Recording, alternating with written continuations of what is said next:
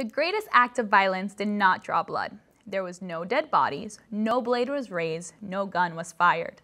The greatest, most brutal act of violence was, "You shall not surely die." A lie that ripped humanity from the source of life. Ever since, that wickedness has resided and leapt off the lips of those who chose to sow discord and pain with their words and then mirror them with their actions. The church are not exempt from this behavior.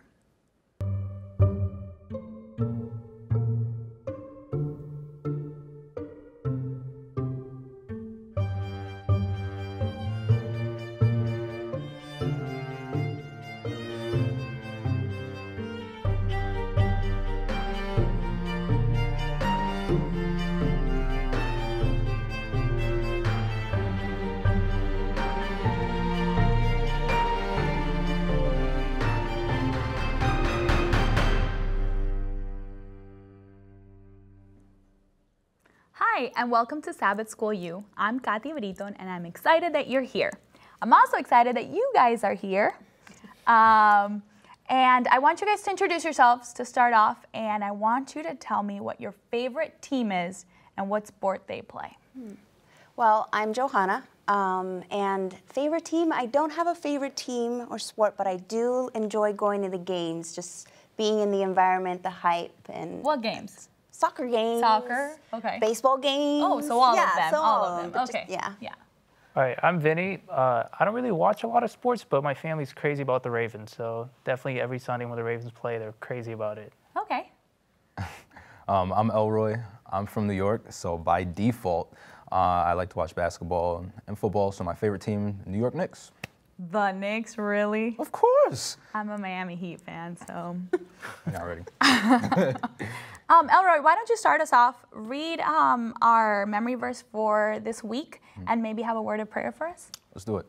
All right, our memory verse is taken from Proverbs 10:6, and it reads, "Blessings are on the head of the righteous, but violence covers the mouth of the wicked." Father God, as we prepare for this study, we ask that you just be in this space and give us the opportunity to have healthy discussion and to bring others closer to you through what we speak about that's found in your word. This is our prayer in your name. Amen. Amen. The lesson this week is titled The Blessings of the Righteous.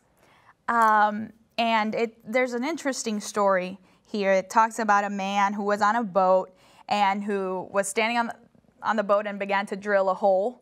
And obviously what happens if you're on a boat and you're drilling a hole? Like, Sink. You're going to start to sink. And people are like, bro, don't do that. And, you know, the water's coming up and he's drilling the hole. And he was, you know, like, oh, this is my business. What are you doing over there? What do you mean it's your business? Mm-hmm. You're all on the same boat. Yeah. And so this lesson is talking about righteousness and Proverbs, and let's talk about how righteousness is described in Proverbs. How would you define a person as righteous?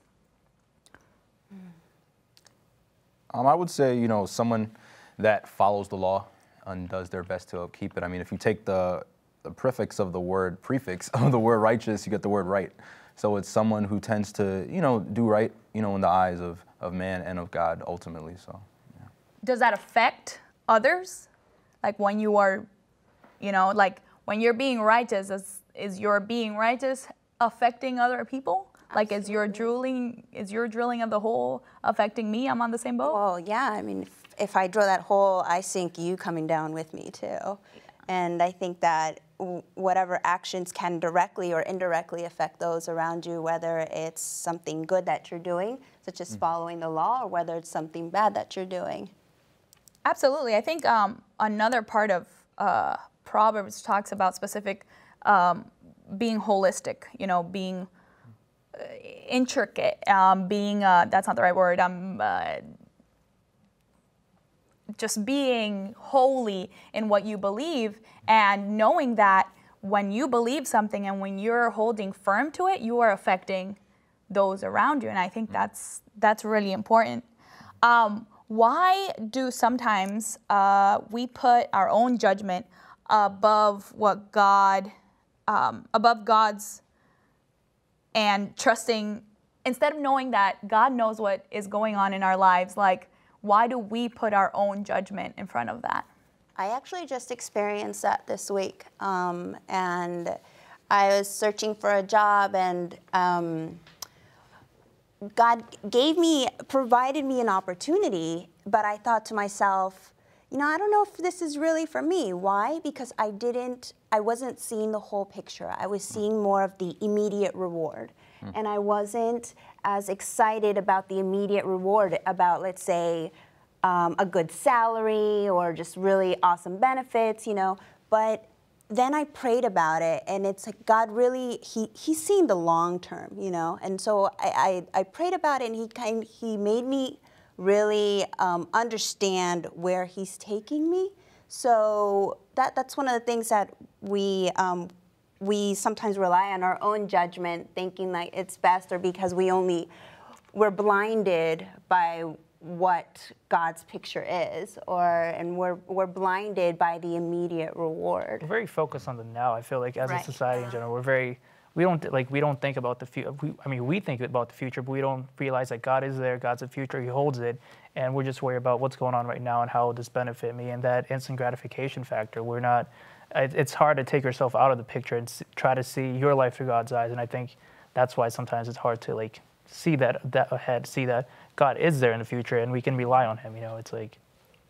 Yeah. No, I think Vinny makes perfect sense. It's hard to see it through God's eyes. I think, our entire world and the way we live our lives is a very sensory and sensible kind of experience. We have to see it, we have to smell it and taste it for us to believe that it's actually real. And so God is saying, I live in a realm that's outside of your sensory experience, and that's where faith dwells. And I think that is the space where, we can truly, we can put our judgment in God's hands.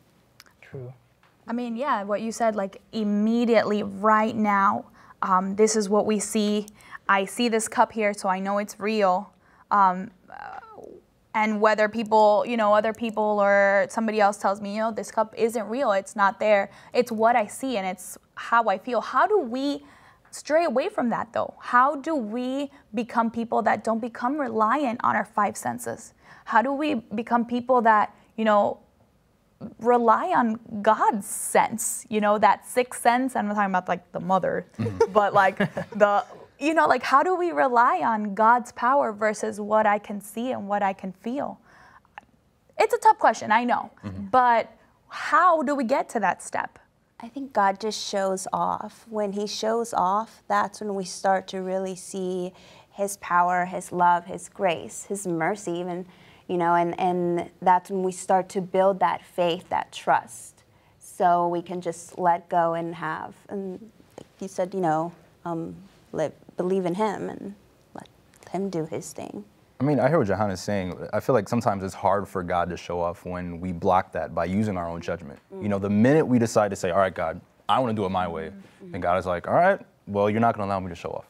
So, there's this constant war between, your thoughts and God's thoughts. And God says, my thoughts are not your thoughts. Neither are my ways your ways. So, could we ever get, because you know how,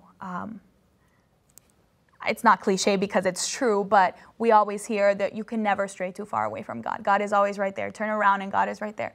But could we physically get to a point where we have blocked off any other things we hear with our senses? Like we're so into the fact that we see this here, so this is real for me right now, and so we block off it. Can that happen, do you think? Or is it always like I can turn around and grab onto the hands of God? I think, I don't think it's in God's nature to be, his is a loving nature. I don't think we're never too far away, but I think we do live in a sinful world, and a lot of times there is that distraction, and I feel like there's so many things going on around us, and it's hard to see God sometimes, and I feel like that's where you have faith to something to hold on to, it's like there's so much going on, and God may be really close to you, but a lot of times we don't feel Him, and are we far away from Him? Maybe not necessarily, but there may be things in between God and I might be blocking that connection, So this is the way I see it. So this is us, and this is God. And this is the bad area, and this is the good areas, but this is us. And we can go here and be in unclear water, but God will still always be there. Is that what you guys are saying? Or, I mean, I'm just wondering, because it sounds like you said, you know, God is always right there. He's always at a... Maybe he can easily fish you out of that water. Maybe not in the bad stuff, but maybe he can rescue you out of that, you know? I think he's always there, but based on how we use our judgment, I think the level at which he chooses to interact with us kind of, you know, he kind of separates himself a little bit. What? The reason why, no, listen, the reason why I'm saying this is because you look at the Garden of Eden. Okay. He set parameters as to, you know, in a sense, what was just and what was unjust, what was life, tree of knowledge, good and evil. We stepped into that realm, and then, you know, we ate the fruit. And after that, the minute we did that, sin came into the world, and God, in a sense, kind of separated himself in that nature. In terms of not just walking, you know, with man just like that. He still communicated with us. But any time we choose to sin based on our own judgment, I think there's separation. That's where I was coming from. Can I disagree? Am I allowed to do that? Okay. Because I don't think that God ever separates himself from us. I think we build a wall. So just for visual purposes, I'm a very visual person, as you can tell with all my like hand gestures. But, you know, when we do something, when we are doing something that doesn't please God, when we're not walking in the right path, we ourselves are building a wall. But God is right there. Like, it's a matter of removing the wall, of getting through the wall. I don't think that it's ever like, oh, I'm here. So God's like, well, I'm going to step away and let you fail. And then, I mean, I'll be here, but I'm going to be a little further away. Well, sure. Well, nothing separates us from the love of God, you know, and that's evident, you know, in the scriptures. I just mean, you know, from the way we sin and the way we decide to do things based on our judgments, in some ways it kind of distances ourselves in terms of communication, in terms of... We distance ourselves from him, as opposed to him distancing himself from us, I think. Yeah, and that's hard to like not do, you know, because we're, especially now, I see like my little nieces and my little nephews growing up and like with iPads in their hands and cell phones and like all this stuff, and there is so much surrounding us.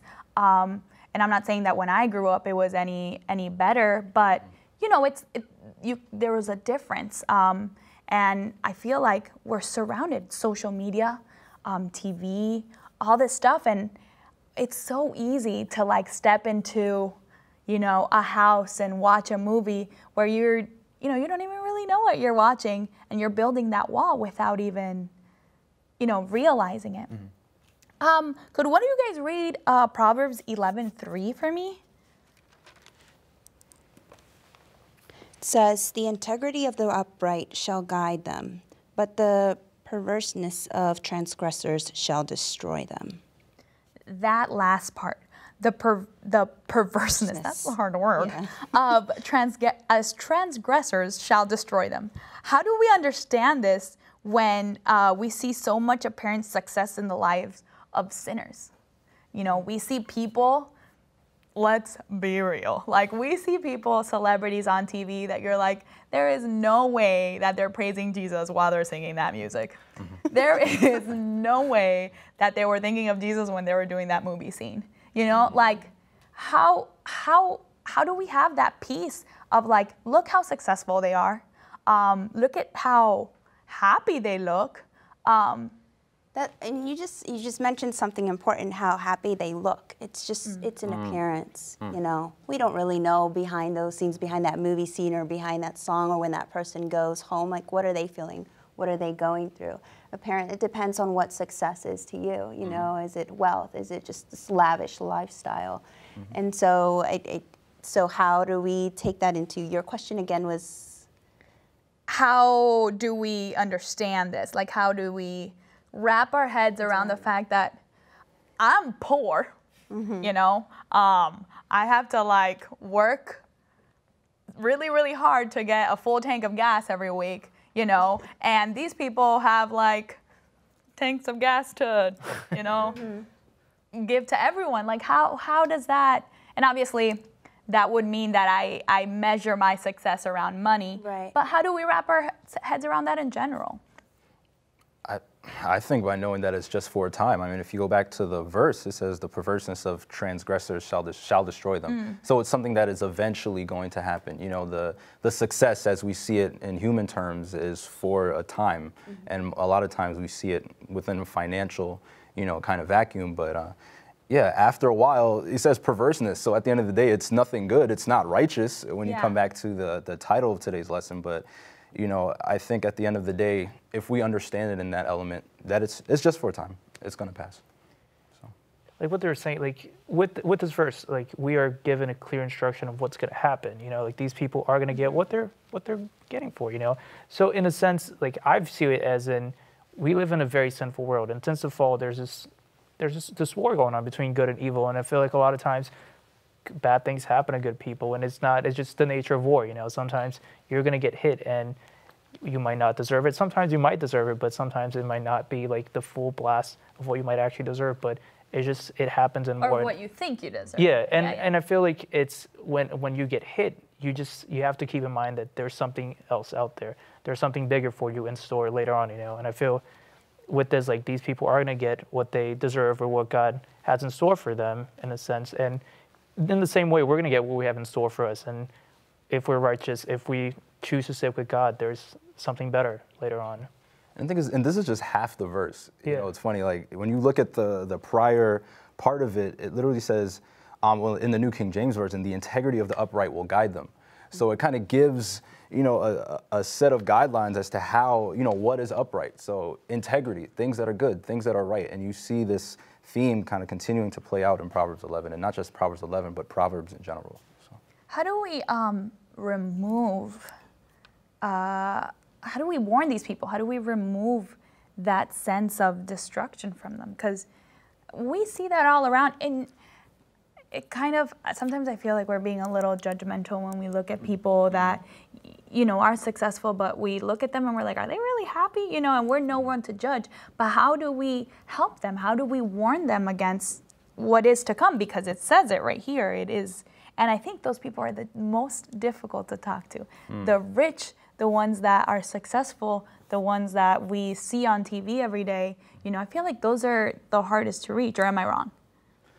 Possibly. Yeah, I mean, they probably feel that they have everything they need. Why should they don't need to seek God, or they may feel happy or content, at peace with the success, the wealth that they have. But how do you reach? That's a tough one. Yeah. I think it's really tough. I mean, I remember back when I was in college, we had to study Maslow and his hierarchy of needs. And I remember at the very top of that pyramid, if you will, was self-actualization. So just this belief that you've actually made it, that you've actually become successful. But, you know, many people feel they reach that as celebrities when they hit that, you know, status with the money and the fame and what have you, but they're still looking for truth. They're still looking for, something is itching them deeper, and they don't realize that it's Jesus and that it's the Word.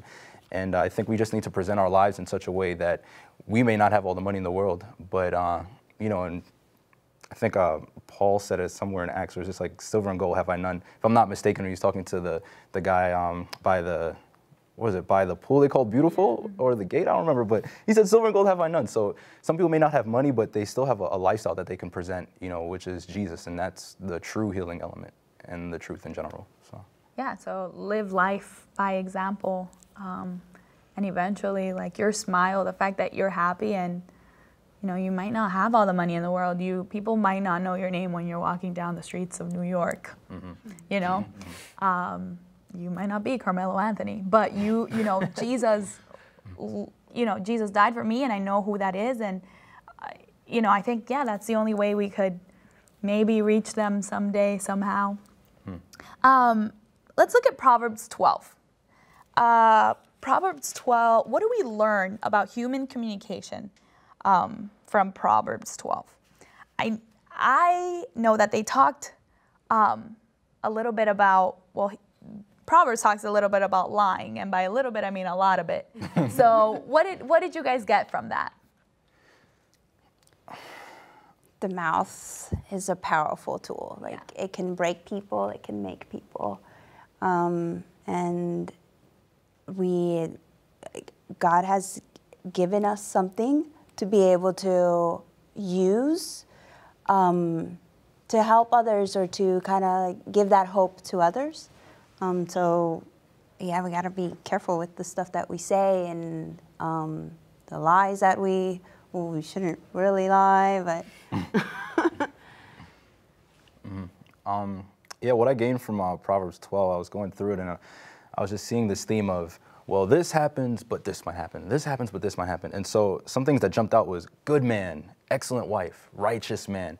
And I think, if I'm not mistaken, the word righteous appears in Proverbs 12 7 times, and then righteousness appears 2 times. So there's this constant theme of just doing right and being right, because at the end of the day, it's going to produce good fruit. And, you know, and so as we continue to, you know, use our mouths, we have to be very aware, I guess, of what's coming out. Is it producing good or is it producing evil? So, yeah. I think an awesome thing about this, the book of Proverbs in general, but this, I really like 12:22. It says the Lord detests lying lips. It's extremely clear. There's no beating around the bush. It's like, it's kind of clearly, harsh. yeah, it's a message was like, you should not be lying. Why do we do so, you know? And it talks about how these deceit fills hearts that are plotting evil, you know? So we're just, it's a very powerful message, and it's clear. There's no other way around it, you know? It's like, we should not lie, but why do we do so, you know? It's food for thought in a way, you know? Yeah, the New King James Version talks in Proverbs, mentions mouth, the word mouth, 50 times, 50. Lips 41 times, and tongue 19 times.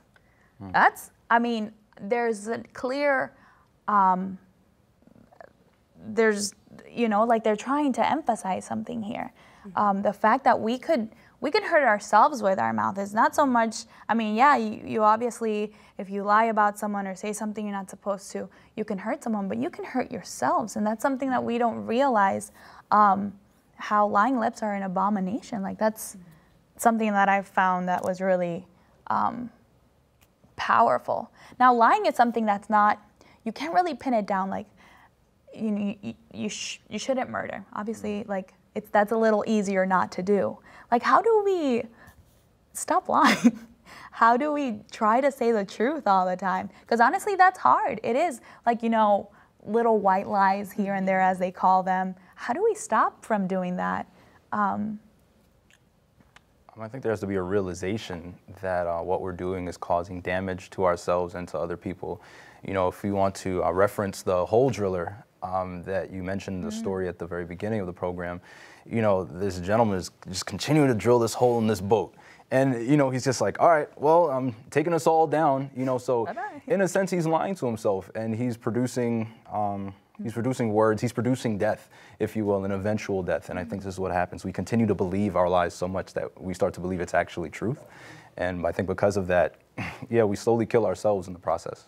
So I think there needs to be a commitment. It's hard. I'm not saying it's easy, but, and these little white lies, I think that's where they catch us, because we're not going to lie about a big ordeal. But when it's the little things, it's where they, like, I feel like the enemy tricks us into lying about this. And I feel that's where faith comes in, and you take a commitment. You know, I will try not to lie, and trying and accomplishing it might be a different thing. But that attempt to stop, like, you know, like from now on, I will try not to lie. I will commit my hardest to do so. You know, and I think it's hard, but it's definitely a commitment that comes into play.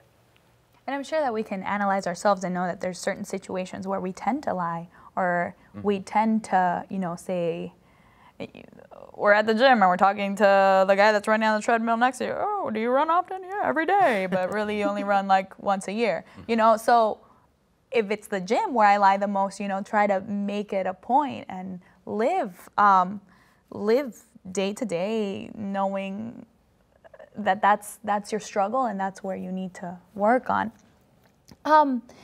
Aside from the promise of eternal life, if we walk with Jesus, if we choose to make these decisions, what are some of the day-to-day advantages that you have experienced through living in Christ? So through making these promises or choosing to live your life a certain way, what are advantages that you guys have seen in your own personal lives, if you can share? Sorry. go ahead. For me, it's 2 things. It's inner peace and forgiveness. That I can try to live, you know, a godly lifestyle but I know I'm going to trip. I know I'm going to do foolish things.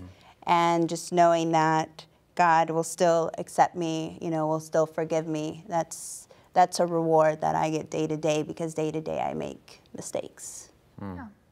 Yeah, for me, I think it's just a semblance of mental health. I just feel so, like Johanna said, at peace, and I feel like, it sounds weird, but I feel like I'm at a beach, right, by the shore that people are struggling their entire lives to try to get to. And in a sense, we're already there, because in a sense, we have that truth. And so, yeah, when you say some of the day-to-day advantages, I think just health, just this mental freedom, the ability to move without feeling like you are convicted of something, and yeah, just continuing to know that, you have a life that I think some people are longing for. It might not be the financial life, but yeah. I think having that promise just sets you apart. You're different, you're victorious. So you walk down the street knowing you won the war, so it just, you have that peace of mind. You have that internal peace saying, I got this, Yeah, you're happy. And I mean, ideally, I think that's what we all strive to be. Thank you so much for being here today. I'm glad I got to talk a little bit with you guys about this. If you would like to contact us, please visit our website at www.sabbathschoolu.org. That's www.sabbathschool.org. Remember, the goal of the Bible study is information and transformation. It's for the head and for the heart. For Sabbath School U, I'm Kathy Britton.